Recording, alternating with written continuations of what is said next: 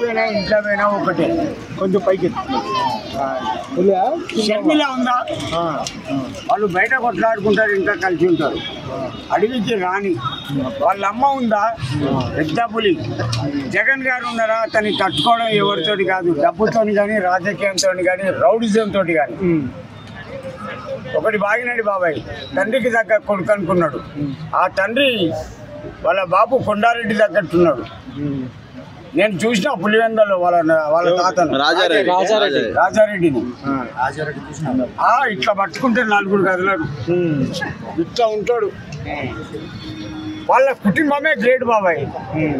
వాళ్ళని తట్టుకోవడం ఎవరితోటి కాదు. అంటే కొంతమంది అంటున్నారు ఏదైతే ఉందో వాళ్ళు చేసిన అక్రమాలకు కానీ అందుకనే కేసులు పెట్టి జగన్ లోపల తోయాలంటే. ఒకటి బాగిను, మా నాన్న సీఎం అనుకో, నేను డబ్బు సంపాదించానా?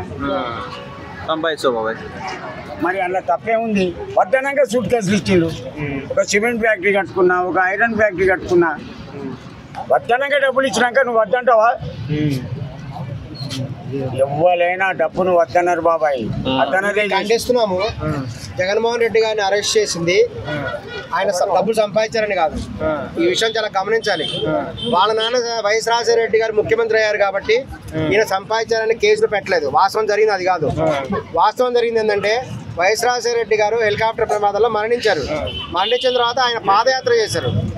పాదయాత్ర చేసి ఎవరైతే మరణించారో, వైఎస్ రాజశేఖర గారు మరణిస్తే బాధపడి మరణించారో వాళ్ళందరికీ పాదయాత్ర, వాళ్ళందరికీ పరామర్శ చేశారు.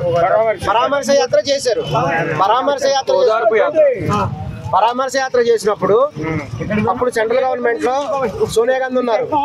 సోనియా గాంధీ గారు స్పష్టంగా చెప్పారు ఏంటంటే జగన్మోహన్ రెడ్డి గారు ఎదుగుతున్నారు అనేటువంటి విషయం వాళ్ళకి తెలిసింది.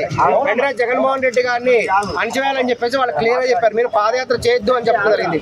పరామర్శ ఎవరిని చేయొద్దు అని చెప్పింది. కానీ జగన్మోహన్ రెడ్డి గారు అట్లా కాదు. ఆయన ఒక డైనమిక్ లీడర్. తన తండ్రి మరణంతో బాధపడిన కార్యకర్తలని పరామర్శించడం ఆయన న్యాయం కదా. ఆయన